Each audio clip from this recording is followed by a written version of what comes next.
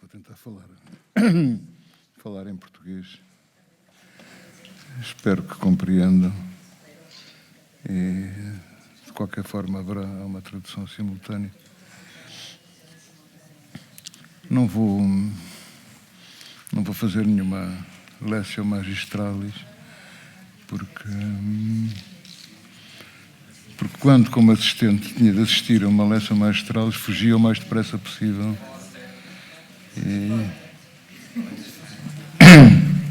E tinha medo de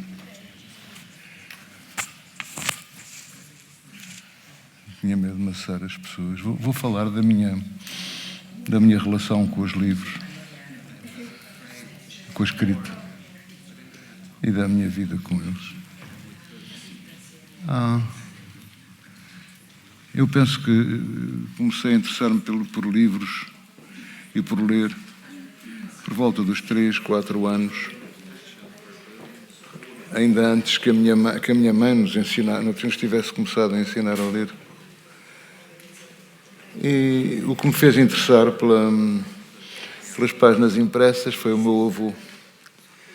No verão nós íamos para uma casa na aldeia, no norte do país, e íamos buscar o jornal ao meio-dia, ao correio, para o meu avô ler.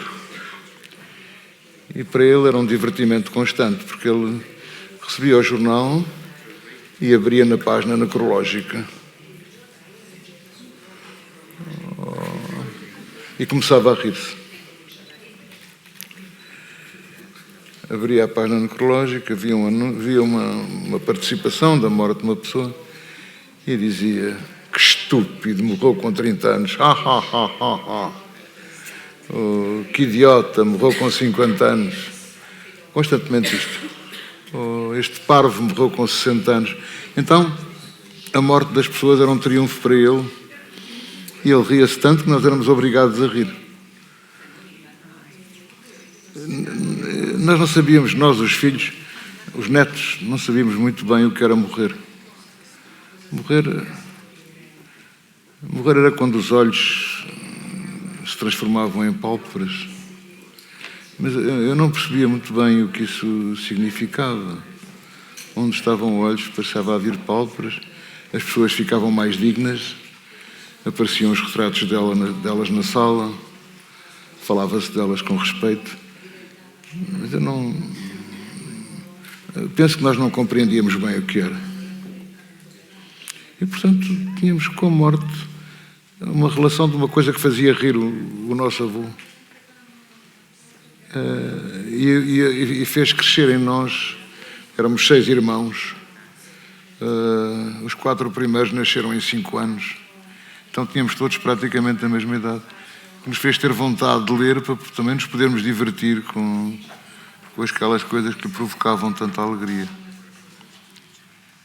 E quando a minha mãe começou a ensinar-nos a ler, foi a primeira coisa que tentei ler, foram notícias necrológicas, claro que eu ainda lia mal.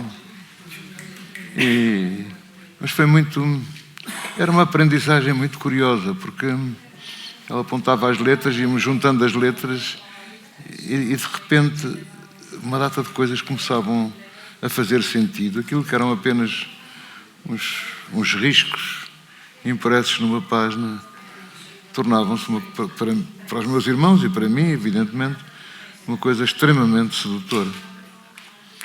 E então comecei a escrever sozinho. Também queria escrever, para depois poder ler aquilo que escrevia.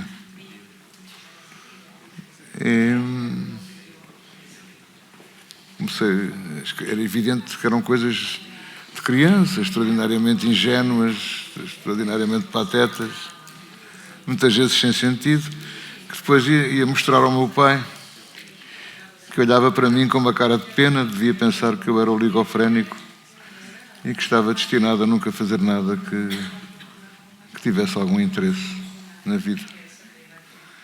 Isso foi crescendo dentro de mim, porque entretanto o meu pai, quando nós estávamos doentes, e quando havia uma doença, um estava doente, estavam todos doentes, e ficávamos 4 no mesmo quarto, ele vinha com um livro e começou a ler-nos. Lia-nos todo o tempo, e foi assim que fomos descobrindo escritores, que nós nem sabíamos o que era um escritor. E lia-nos contos de Oscar Wilde, Edmundo Damicis, tantos autores, livros franceses, livros da Condessa de Ségur, essas coisas para as crianças. E eu descobri encantado que os livros, que havia muitos em casa, podiam ser extraordinariamente fascinantes e interessantes. Sandokan, eram coisas que eu adorava e que ainda hoje me lembro com uma saudade, uma ternura e às vezes comove-me pensar como era capaz de me entusiasmar a mim e aos meus irmãos o facto de estarmos a ler e a ouvir contar aquelas histórias e aquelas coisas. Os meus irmãos eram mais normais do que eu porque eram bons alunos e estudavam, etc. Eu não estudava, eu queria só pensava em escrever. Tinha duas atividades.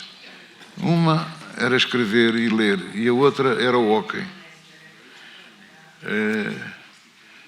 Portanto, jogava hóquei até que o meu pai, com 15 ou 16 anos, me proibiu, quando fui chamado para a equipa portuguesa, ele proibiu-me, porque disse: tu não estudas nada, ou estás a ler e a escrever, ou estás a jogar, e não vais fazer nada na vida, não sei o quê.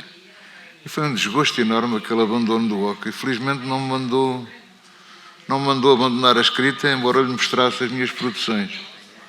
Mostrava-lhe e ele dizia, era muito encorajador. Dizia-me sempre: isto não presta para nada. Claro que escrevia coisas extremamente ingênuas, extremamente patetas e extremamente pretenciosas. Aí pelos 14, 15 anos, porque eu era muito hiperdotado, escrevia poesia, prosa, conto, novela, etc. Comecei a mandar para os jornais, com pseudónimo, felizmente. E de vez em quando havia uns jornais misericordiosos que publicavam aquelas pobres coisas que eu fazia, sempre com pseudónimo, felizmente. E então, a partir da altura em que vi o meu nome, o nome com que eu assinava em letra impressa no jornal, então fiquei completamente convencido e seguro de todo o meu gênio. E isto durou até aos 17, 18 anos, a altura em que eu já estava na Faculdade de Medicina e compreendi que não tinha talento e deixei de escrever. Aliás, eu entrei para a Medicina, era muito novo, tinha 16 anos. O meu pai perguntou-me o que é que eu queria estudar e eu disse: como quero ser escritor, quero ir para letras. E o meu pai, que era profundamente democrata, no dia seguinte disse-me: então estás matriculado para ir para a Medicina. E matriculou-me em Medicina, que era uma faculdade onde ele era professor. Os amigos dele eram todos médicos e professores da Faculdade de Medicina. Eu era o filho mais velho, era herdeiro do nome dele. A família dele vinha do Brasil, e no Brasil as pessoas são muito mais ciosas deste tipo de coisas, do primogênito. Eu, portanto, era o filho mais velho, o neto mais velho, etc. E a minha família tinha grandes planos para o meu futuro, que eu não sabia bem quais eram, e não suportavam a ideia de ter um poeta ou um escritor na família. Em primeiro lugar, porque quando disse ao meu avô que escrevia, ele ficou numa grande inquietação e perguntou-me: não és maricas? Eu disse assim: maricas? E ele disse: sim, é homossexual. Eu não sabia o que era um homossexual, fiquei apavorado. E então fui informar-me com os meus colegas de liceu que era um homossexual. E eles deram uma explicação tão estranha, tão estranha, tão estranha, que eu achei que aquilo era impossível. Porque metia pormenores e coisas que eu nem imaginava que existissem. E disse logo, não sou homossexual. Não. E tentei afirmar a minha condição de macho, andando à pancada com outras crianças e aparecendo às vezes com o olho azul em casa porque tinha apanhado dos outros. Mas de repente dei-me conta do pavor em que o meu avô, o meu pai, todos os homens da casa tinham da minha possível homossexualidade, porque era evidente que uma criança que escreve poesia vai acabar marica de certeza. Isto passa-se num país, para o Portugal de então, o Portugal da ditadura, onde havia uma polícia política extraordinariamente agressiva, de que eu não me dava conta, porque pertencia a uma família... O mundo em Portugal estava muito dividido por classes sociais. Eu pertencia à classe alta, portanto, estava muito mais protegido do que os meus amigos. Era um tempo terrível. Por exemplo, os meus pais, os meus tios, os meus avós tinham empregadas domésticas. A Igreja Católica, porque era todo muito católico, em Lisboa, por exemplo, aos domingos havia uma missa só para as empregadas domésticas. Não iam à mesma missa que os patrões. Portanto, a segregação até era este nível, e a este nível era promovida pelos próprios padres. Aos sábados, o meu avô, que era o chefe da família, o avô Lobo Antunes, dava um almoço para bispos e padres. Era uma mesa cheia de padres. Comiam. E nós íamos ver aquelas santas criaturas. Até que uma altura, isso é apenas um parênteses, até que uma altura havia um padre qualquer que me chamava para um cantinho, eu tinha 6 anos, 7 anos, para falar com ele, e me começava a fazer festinhas nas pernas. Eu não achava aquilo mal nem bem, fazia-me um bocado de cócegas, mas era-me indiferente. Até que um dos meus tios reparou naquilo e bateram no padre, puseram o padre na rua, e o catolicismo da família começou a estremecer com este tipo de situações. E, entretanto, eu continuava a escrever. E continuava a mandar para os jornais, etc. Assim foi durante o secundário. Depois, como era precoce e era filho de gente importante, com 16 anos matriculei-me em medicina. O meu pai perguntou-me o que é que eu queria fazer, o que é que eu queria estudar. Eu disse, como quero ser escritor, quero ir para letras. E o meu pai disse amavelmente, sim senhor. E no dia seguinte participou-me. Estás matriculado em medicina. Perante um ato tão democrático como este, eu não podia fazer outra coisa senão entrar mesmo para a medicina. Embora me fizesse impressão, porque eu nunca tinha visto um cadáver. E eu ensino em medicina, sobretudo nos 2 primeiros anos, 3 primeiros anos, era todo baseado no cadáver.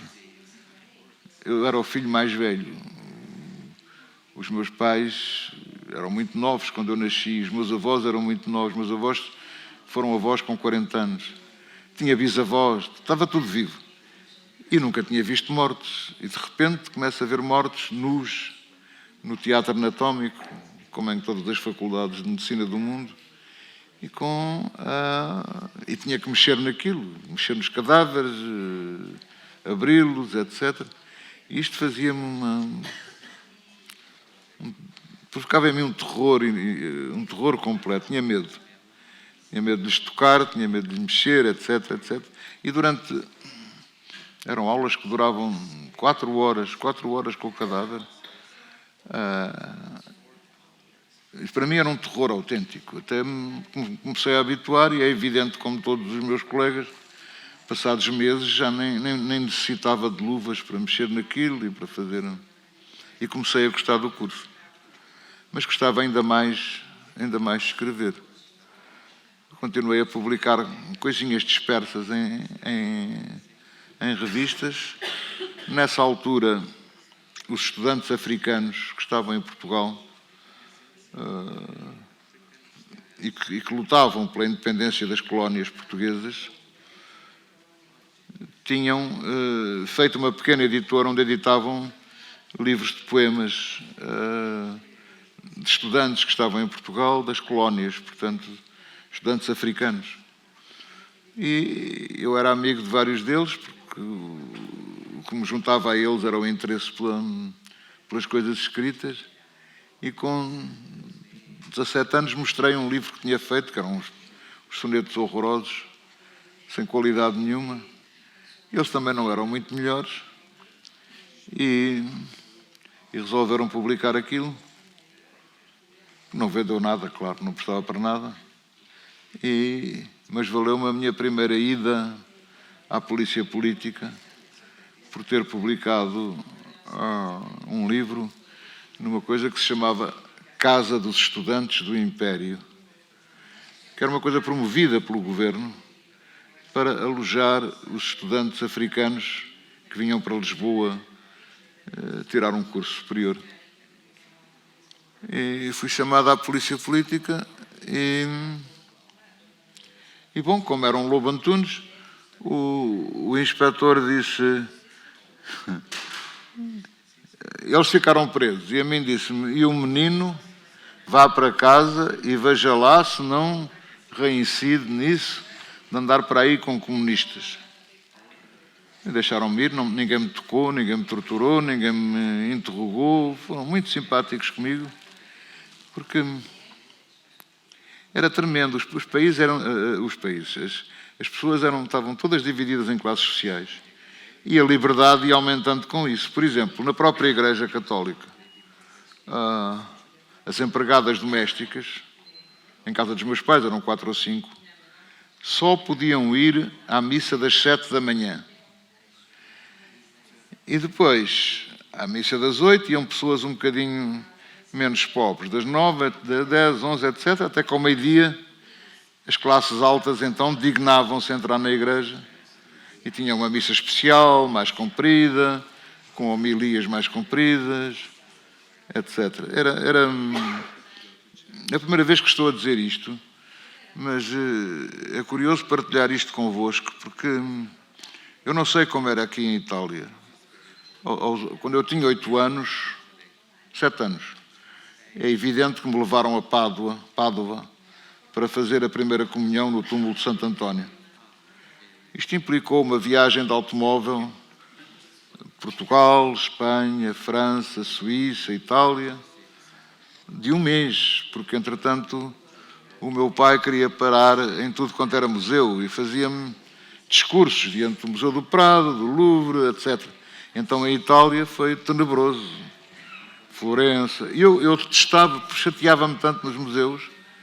A única coisa que eu gostava era dos escarradores, porque tinham coisas para escarrar e brilhavam e eram de metal. Os quadros eram uma chatice, então olhava para aquelas estátuas, Miguel Ângelo, que chatice. Eu gostava das estátuas dos carrosséis e das pinturas de carrossel e dessas coisas assim. E o meu pai teimava em mostrar-me os pintores que ele mais amava. Lembro-me da grande paixão que ele tinha por Tintoretto.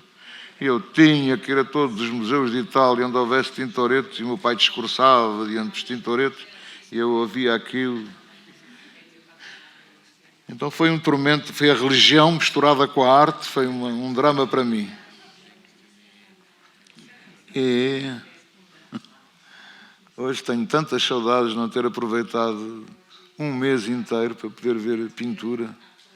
E quando penso nisso, lembro-me sempre de um escritor francês do século XIX, que nunca tinha visto as meninas de Velázquez. E os amigos, Théophile Gautier, e os amigos trouxeram ao Prado, de Paris ao Prado, para ele ver as meninas. O Gautier ficou diante das meninas de Velázquez, que aliás tinha um pai português, e os amigos ficaram à espera que ele olhasse, e ele teve meia hora a olhar para o quadro sem dizer uma palavra. E até que lhe perguntaram, então, e a resposta dele foi, meu où est le tableau? Onde é que está o quadro? Isto, na minha opinião, é a mais perfeita, mais bela, mais extraordinária crítica de arte que alguma vez ouvi. Perguntar onde é que está o quadro diante de uma pintura de Velázquez, que era um pintor muito prezado pelo meu pai, claro que não tinha dinheiro para ter Velázquez, mas lá íamos ao Prado ver o Velázquez, como às vezes ia à Holanda de propósito, só para estar diante de Vermeer, diante dos pintores que ele gostava.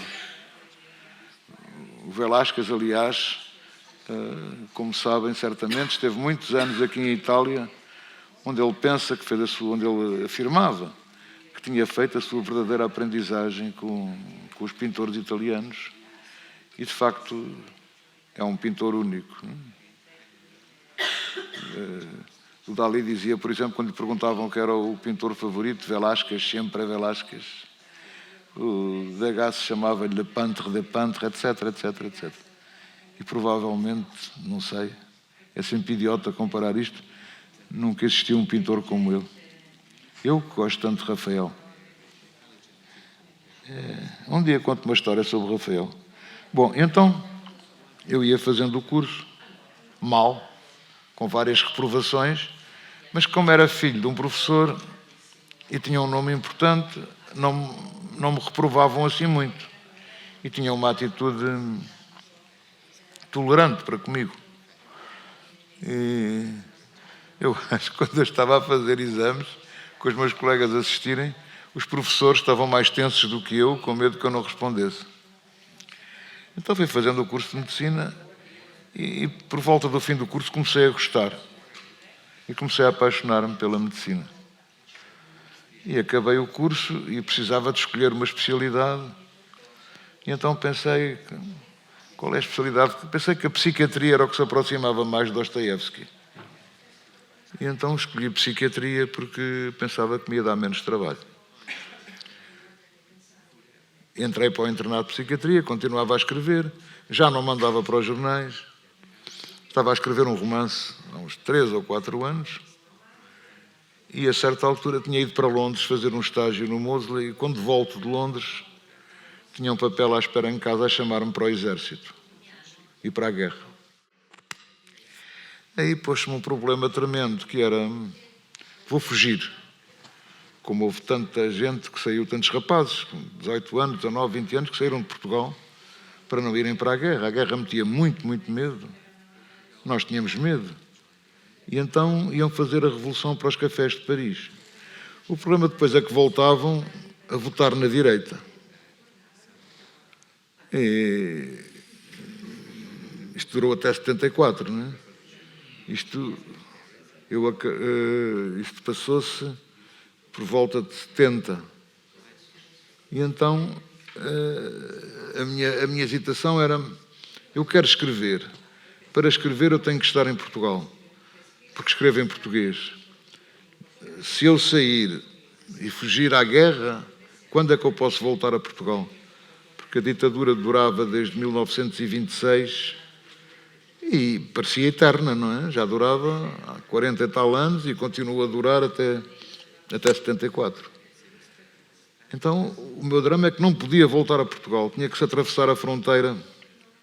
Era uma grande aventura atravessar a fronteira, porque do outro lado da fronteira estava a Espanha, com um regime igual. E então a Guarda Civil em Espanha estava muito atenta, entregava, e o general Franco, que era o ditador espanhol, entregava às pessoas que tentavam atravessar a Espanha, entregava à polícia política portuguesa. As relações entre as polícias políticas sempre foram muito agradáveis. E bom, então, o que é que eu faço? Vou fugir? Continuo em Portugal, porque eu quero escrever sobre Portugal, quero escrever no português, gosto muito da minha língua. O que é que eu vou fazer? E hesitei muito e escolhi, pensei que o melhor era ir para a tropa, até porque tinha começado a reparar que, por exemplo, o Partido Comunista em Portugal mandava todos os seus militantes para a guerra, para tentarem doutrinar aqueles que não eram comunistas em África durante a guerra colonial. Então fui para a tropa, aceitei ir para a tropa, para fazer o curso de oficiais,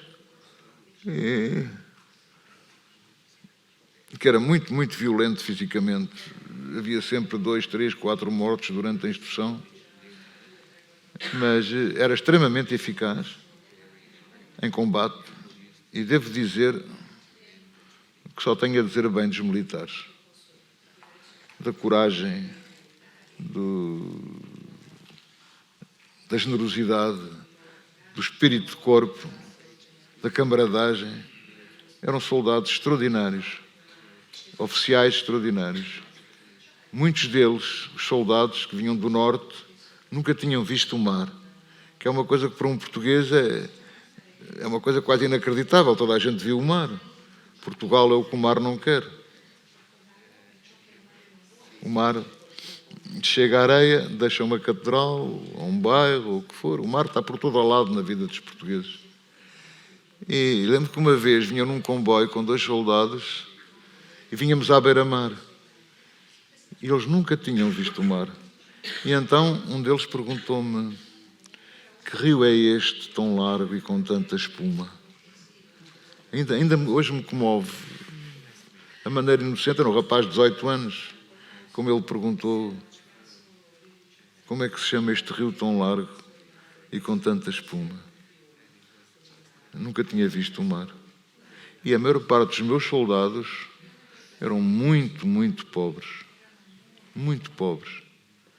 Uma vez, depois da guerra, nos anos 80, eu fui à apresentação de um livro meu no Porto, que é uma cidade no norte do país, num sítio muito chique, e de repente apareceram 10 ou 20 soldados meus, que eu já não via há muito tempo, e eu fui falar com eles.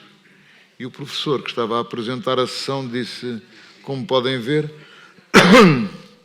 o António gosta muito de gente humilde. E eu fiquei furioso e disse: os meus soldados não são gente humilde, são príncipes, percebe? São príncipes. E você não os volta a tratar assim. E então, no almoço que houve a seguir, eles vinham num autocarro com um cartaz à frente e dizia: os príncipes do António Lobo Antunes. E todos os anos estamos juntos num almoço, e é muito bom para mim encontrar homens que eram rapazes, tinham 20 anos, que eram extraordinários em combate. Nunca vi um ato de cobardia, nunca vi um militar que tentasse fugir, nunca vi senão coragem, senão generosidade. Eu tenho um grande respeito pelos militares, porque os rapazes eram extraordinários e os soldados eram extraordinários, e aquela guerra ia durando, porque eles tinham uma alternativa, que era atravessarem Espanha, passarem a fronteira de Portugal para a Espanha, atravessarem Espanha, que era muito comprida, a pé, atravessar de novo a fronteira a salto, isto é, fugindo à polícia para a França, e depois trabalhando em França. Houve uma minoria que fez isto, mas era muito difícil, e alguns deles tinham casado com 16, 17 anos, e não queriam deixar a família, etc. E eu continuava a escrever no meio daquilo. Então estive 4 anos no Exército e estive 27 meses em zonas de combate. E a minha vida mudou muito. Mudou muito. Lembro-me uma vez, eu tinha 2 guarda-costas, porque era oficial. Um deles foi morto por um tiro isolado. E eu não deixei que o pusessem num caixão. Disse: deita-me na minha cama, porque ele está só a dormir. Está só a dormir, ele não morreu. E não queria aceitar a morte daquele rapaz. Não queria aceitar. A única coisa que me foi insuportável na guerra foi só assistir a cenas de cobardia física 2 vezes. Quando o oficial começou a chorar de medo e íamos numa coluna, quando começou e ele escondeu-se debaixo da caminhonete a chorar com medo. A borrar-se todo, a molhar-se todo e a chorar com medo. Foi a única vez que assisti. E palavra de honra que não me arrependo de nada, com os outros 2 oficiais, o termos tirado debaixo do carro a pontapé e lhe termos arrancado os galões ali. Não há nada mais horrível que o espetáculo da cobardia física. É horrível. Eu tinha imenso medo, não era nenhum herói. Tinha imenso medo. Mas o que é que eu podia fazer? E ainda me deram louvores e uma medalha e não sei o quê. Mas eu tinha imenso medo. Quer dizer,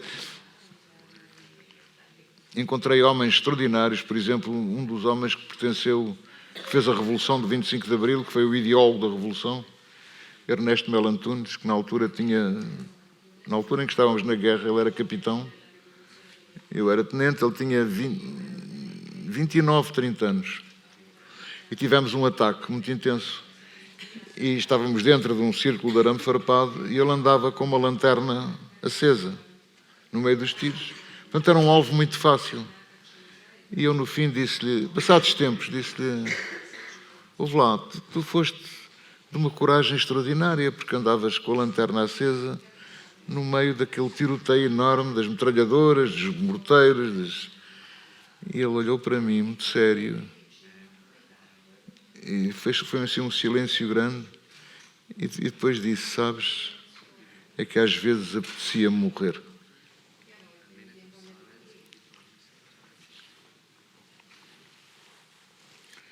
E é verdade, às vezes apetecia-nos morrer. Bom, falando de coisas mais agradáveis, entretanto, mandávamos vir para Angola os romances que iam saindo, os livros que iam saindo em Portugal, que a censura deixava escapar. A censura era estúpida, sempre foi estúpida em todos os países, e deixava escapar, por vezes, livros bons. Isto foi uma altura entre 70... Nós embarcámos estas coisas ficam gravadas na carne para sempre. Embarcámos a 6 de janeiro de 1973 e viemos em 71, e viemos a 26 de março de 73. Portanto, foram praticamente 27 meses de guerra. E, felizmente, tínhamos os livros que nós líamos. Era a altura em que começa o boom latino-americano. E lembro-me de chegar... Pedia livros à minha família que me mandavam. Lembro-me de começar a ler... Os escritores do boom estavam então a aparecer, com Carlos Onetti, Cabrera Infante, Gabriel Garcia Marques, por aí fora, Vargas Llosa, todos eles. E de alguns dos quais fiquei amigo, só os conheci depois, claro, e que eram muito importantes naquele longo exílio. Entretanto, tinha nascido a minha filha mais velha. Isso é uma coisa que eu não perdoo. A certa altura, em junho de 71, chegou um telegrama a dizer, um telegrama militar, secreto, a dizer que eu tinha uma filha. E eu tinha vontade de pegar numa metralhadora e varrer, e eu fui para o arame farpado, que era o que separava o sítio onde estávamos da mata, não é? E comecei a chorar. Acho que foi a única vez que chorei, mas chorei tanto. E de repente senti que tinha uma mão no meu ombro. Era um outro oficial. Não disse nada, só pôs a mão no meu ombro. Poucas vezes na vida me senti tão acompanhado como por aquela mão. Às vezes, quando o encontro, continuo a agradecer-lhe, porque aquela mão foi tão importante para mim numa altura em que eu precisava tanto de uma mão no ombro.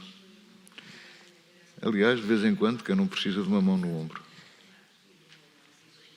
Bom, nessa altura eu já estava mais seguro da minha capacidade de escrever e comecei um longo romance em África que me levou 7 ou 8 anos a escrever. E acabei, percebi que não prestava, era uma merda, e deitei fora. E comecei um outro logo a seguir. Depois viemos, depois de 4 anos no Exército, é muito difícil a pessoa retomar as rotinas da vida civil. O vosso Malaparte fala muito bem disso tudo, muito bem, em alguns dos seus livros. É muito difícil voltarmos a ser civis e a ter uma vida normal, porque ali eu não tinha que fazer nada. Vestiam-me, davam-me de comer, tinha luz, tinha água, tinha tudo. Eu tinha perdido, não tinha que pagar telefone, não tinha nada, ofereciam-me tudo. E então para mim foi muito estranho de repente pensar que tenho de pagar a luz, tenho de pagar a água, tenho de levar uma vida normal. Eu não sabia o que era. Eu só tinha que fazer aquilo que me mandavam e tomavam conta de mim. Quando o camuflado estava gasto, davam-me outro camuflado, etc. As minhas necessidades eram todas, minha e de todos nós, soldados, oficiais, etc., eram todas satisfeitas. E de repente eu chego e era tudo tão estranho. E demorei muito tempo a habituar-me à vida civil outra vez, a ser um médico, um paisano, a deixar de ter os privilégios que um oficial tem sempre em qualquer exército e passar a ser um homem que tem de tratar de tantas coisas. É tão estranha a vida quando voltei para Portugal. Isto foi um ano antes da Revolução. Bom, e entretanto começa outro livro e achei finalmente que tinha feito um livro que não me envergonhava. Então, pela primeira vez, dei-o a ler a 2 amigos que tiveram opiniões muito positivas e que me ajudaram muito. Quer dizer, o primeiro amigo disse que eu devia tirar o primeiro capítulo, a primeira parte, que o livro não estava bom. E o segundo amigo achava que eu devia tirar a segunda parte, que também que não merecia. E então eu pensei, vou deixar ficar assim, vão à merda, e comecei a mandar o livro às editoras. O livro andou 3 anos a ser recusado por todas as editoras em Portugal. E finalmente, ao fim desse tempo, apareceu uma editora pequenina, muito pequena, o editor disse-me: eu vou publicar o seu livro. E eu fiquei muito contente. Tive que mudar o título, porque ele achava que o título era muito longo. O título foi mudado para Memória de Elefante. Como já o tinha acabado há muito tempo, já estava a escrever outro livro, que era Os Cruz de Judas. Ele publicou o livro, fez uma sessão de lançamento, com vinho e água e coisas para comer e coisas boas. Uma sessão de lançamento onde estava ele, a empregada da editora e eu, não estava ninguém. E é extraordinário porque o livro começa a vender. Eu ia às livrarias e o livro vendia. E um dos meus irmãos, chamado Miguel, disse-me... O livro tinha uma fotografia minha na contracapa. Tens de tirar a fotografia, porque eu entrei numa livraria e estavam 2 raparigas com o teu livro e uma delas dizia para a outra: deve ser uma porcaria, mas ele é tão bonito. Então, eu comecei a vender pinholhos azuis. Exatamente como o Jean Gabin, o ator francês, foi aceito para representar Pinholhos Azuis. E o livro começou a vender. Depois, passados uns meses, outro livro estava pronto, chamava-se Os Cruz de Judas, que era um livro que tratava da guerra em Angola. Vendia, e de repente fiquei um best-seller. as primeiras críticas foram horríveis. Tudo dizia mal de mim. Lembro de uma crítica que começava: o que é que vem este aristocrata fazer para o meio de nós?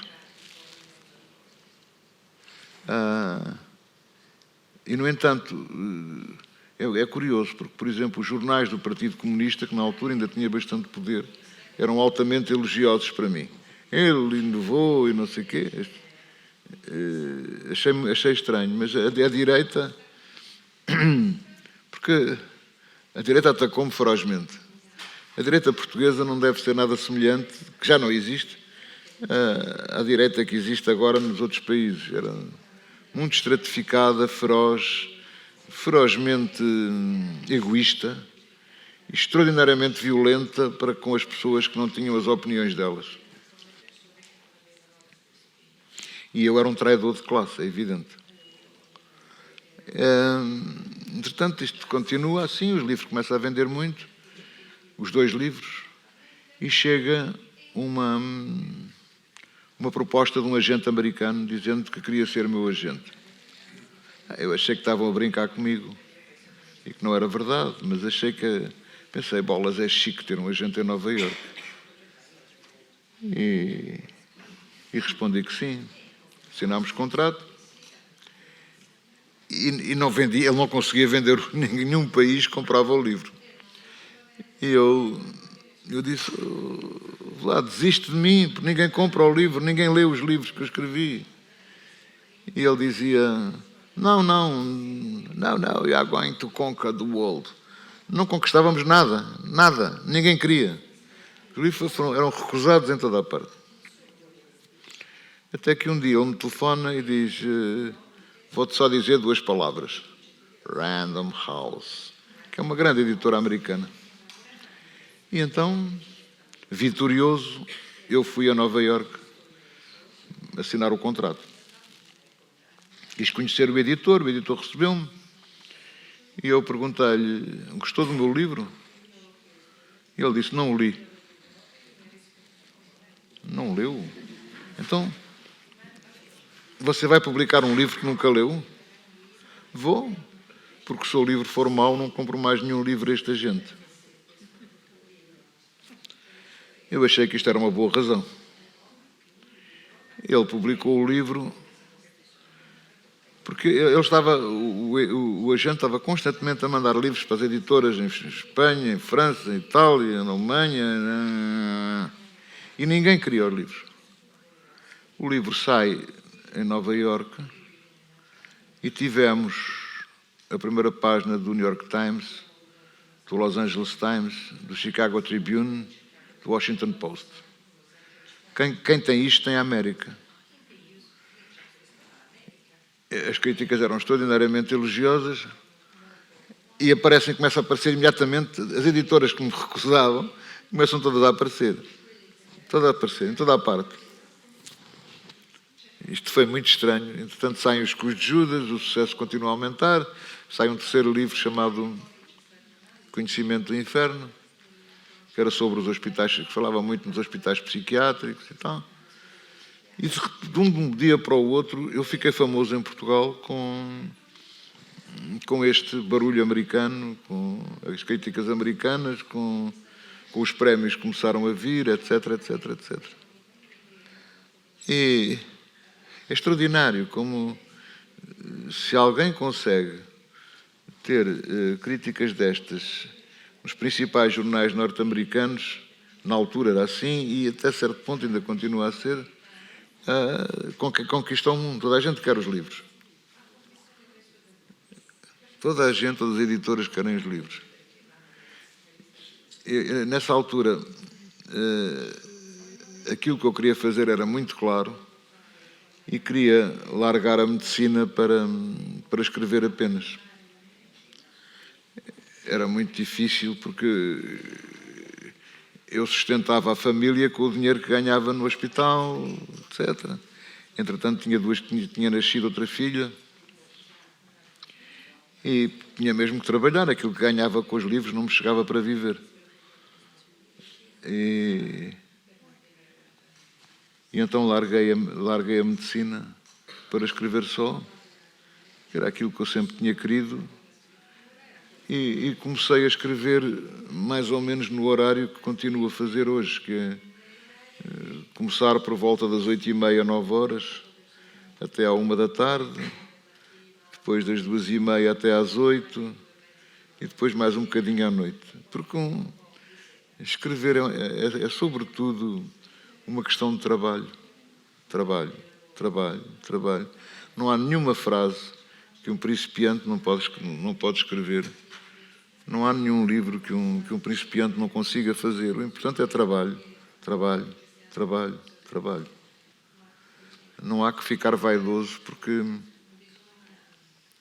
uma vez me perguntaram, disseram a um grande escritor, depois eu digo o nome, gostava tanto de escrever como você, e ele respondeu: se você tivesse trabalhado tanto como eu, tinha chegado aos mesmos resultados. Escrever é uma questão de trabalho. Ninguém me tira isto da cabeça. Trabalho, trabalho, trabalho.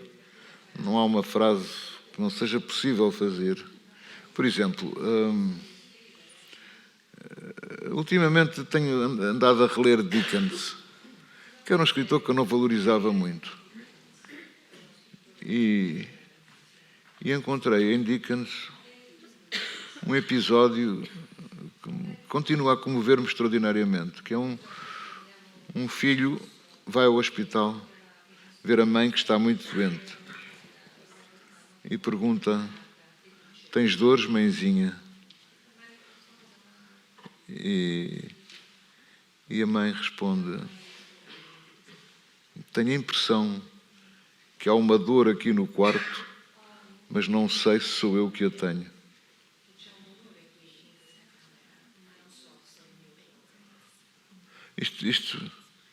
Isto para mim é das coisas mais maravilhosas que eu li. É extraordinário. É preciso... O que é preciso de sofrimento e de trabalho para chegar a esta beleza? Tenho a impressão que há uma dor aqui no quarto, mas não sei se sou eu que a tenho. E não há, de facto, não há talentos. Há bois que marram e marram e marram e marram e marram. Há vários autores que eu gosto que falam muito bem sobre isto. Estava a pensar, por exemplo, no Júlio Cortázar, que fala muito bem sobre isto. E sobre como não há nenhum mistério, há trabalho. Há trabalho. Mesmo os pintores, por exemplo, uma vez perguntaram ao Picasso: como é que você faz para começar um quadro? E o Picasso respondeu: primeiro sento-me. E a pessoa perguntou: não sabia que você pintava sentado. E ele disse: não, eu pinto de pé. E é a mesma coisa. O que o Matisse escreveu sobre pintura é tremendo, quando ele fala do imenso trabalho que cada quadro lhe dá. Eu pensava que se fazia assim, que aquilo ficava feito. Como pensava que se fazia assim, o livro ficava feito. E é uma longa paciência e um bocadinho de nada de coragem para suportar os momentos de desânimo que são os mais frequentes. A gente olha para o que está a fazer e pensa: isto não presta, isto não presta, isto não presta. Então, a única solução não é deitar fora, a solução é voltar a escrever, voltar a escrever, voltar a escrever, até que esta espécie de luta com o anjo, como Jacó, se resolva a nosso favor. E a gente acaba um livro. Eu nunca li nenhum livro que tenha escrito completamente, porque já estava tão farto deles. Depois há problemas muito curiosos que se põem. Quando é que um livro está acabado? O que é que me diz que este livro está acabado? O critério que eu uso é pensar que ele não aceita mais correções. Porque quando tenta corrigi-lo outra vez e sente que o livro não quer, repudia as suas correções. Um livro Um livro é muito um organismo vivo, com as suas próprias leis, e o que há de fascinante na literatura é isso, podemos perder este combate, podemos perder, mas ao menos se for uma derrota, que seja uma derrota gloriosa e que a gente morra esforçando-se. Claro que existe o talento, mas o talento é como um berlindo na mão. Ou se nasce com ele ou nunca se tem. Mas o talento não chega, é muito pouco, é preciso trabalho e mais trabalho e rever e reescrever e reescrever e reescrever. Por exemplo, eu lembro-me do Cortázar me mostrar manuscritos dele para discutir qualquer assunto que lá estava. Não havia uma linha que não tivesse correções. Eu escrevo à mão. Os meus manuscritos são uma confusão de correções e de... É tudo escrito e reescrito e reescrito e reescrito. Em todos eles. Por exemplo, eu quando era miúdo, quando era adolescente, pensava o Tolstói escreve assim. A quantidade de correções que eu vi nos manuscritos dele é espantosa. Não é? E uma nova versão e outra versão. Depois há pequenos truques. Olha, é curioso, com o Júlio Verne aprendem-se vários truques. Aprendi vários truques. Aprendi, por exemplo, que para o dia seguinte nunca se deve deixar uma frase num ponto final ou num parágrafo. Deve-se deixar a frase a meio de uma palavra, de preferência. Uma palavra incompleta. É muito mais fácil continuar no dia seguinte, se fizer isso. O Júlio Verne tinha outros truques, eu escrevia mais depressa. Acabava uma folha, punha debaixo do rabo para aquecer a prosa. Ou deixava um parênteses aberto para arejar a página, etc. Não imaginam as pessoas que não escrevem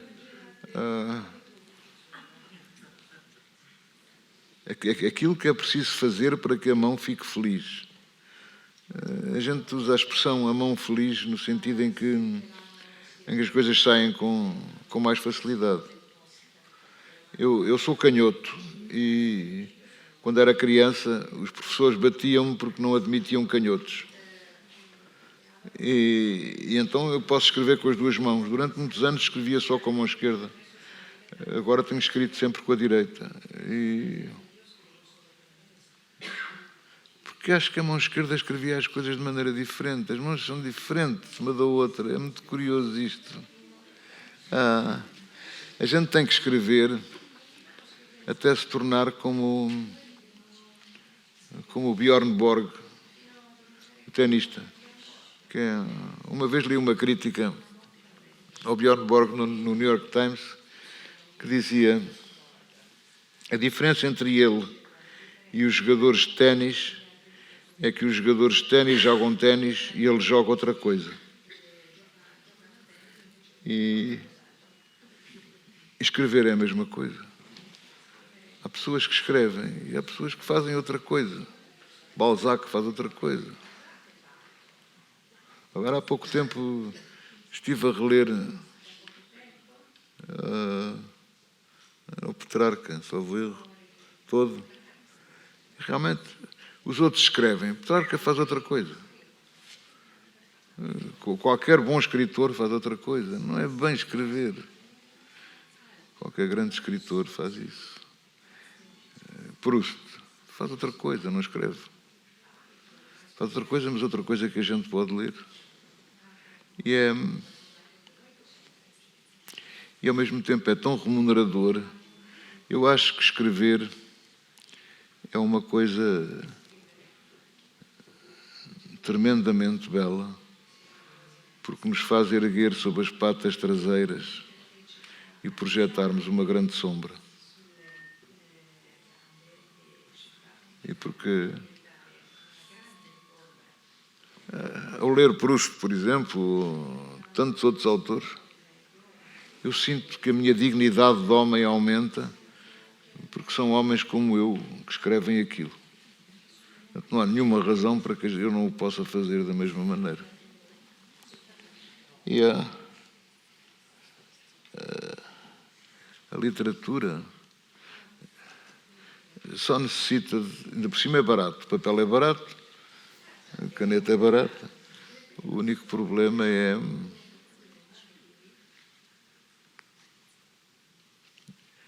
não desistir, continuar a lutar contra nós mesmos. Hei de conseguir, eu vou conseguir, posso gastar a vida aqui toda, mas vou conseguir. Nunca vi um livro feito com facilidade. Por exemplo, A Morte de Ivan Ilitch, Tolstói, tem 12 versões, 12. Ana Karenina, muitas versões. Por exemplo, todo o princípio da Ana Karenina, que é uma coisa sublime, começa... Todas as famílias felizes são felizes da mesma maneira, mas as famílias infelizes são infelizes de maneira diferente, etc. Toda esta frase, todo este parágrafo, ele trouxe do 4º capítulo, após não sei quantas reescritas, e ficou no início do livro. Portanto, um livro, nunca é demais dizer isto, um livro nunca está acabado, está definitivamente inacabado. Porque é sempre possível melhorá-lo. Há sempre uma vírgula, um se, um advérbio, um pronome que estão a mais ou que estão mal colocados. Então, podíamos passar a vida a corrigir a mesma página e nunca iríamos parar. Bom, eu acho que já vos macei o suficiente. E muito obrigado pela vossa atenção. Obrigado pelo prémio que me deram. E, aliás, têm sido generosos comigo. Já, assim, de repente, deram-me o prémio União Latina. Isso foi em Roma. Foi onde conheci um homem de quem gostei, Vicente do Cônsolo. Deram-me o prémio Nonino, que foi muito divertido. Foi muito divertido. Agora é este. Portanto, só posso estar grato às pessoas que leem, só posso estar grato aos editores, só posso tentar fazer melhores livros. Ultimamente tive uma alegria grande partilhar com vocês, que é o facto da minha obra entrar na Pleiade, que é de facto um acontecimento extraordinário. Só havia um português e morto, que era o Pessoa, e só há 2 ou 3 escritores vivos que estão editados na Pleiade. Isso deu-me muito prazer. Portanto, só por isso valeu a pena todo este trabalho, que eu espero que continue, enquanto tiver força, enquanto for capaz nesta guerra e nesta... Eu acho que aprendi isso na guerra, já que falei em guerra. Eu penso que só entre os homens e por eles é que vale a pena viver. Muito obrigado.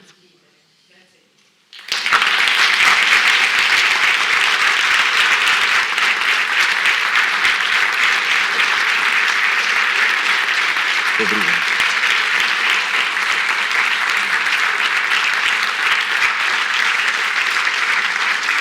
Muito obrigado.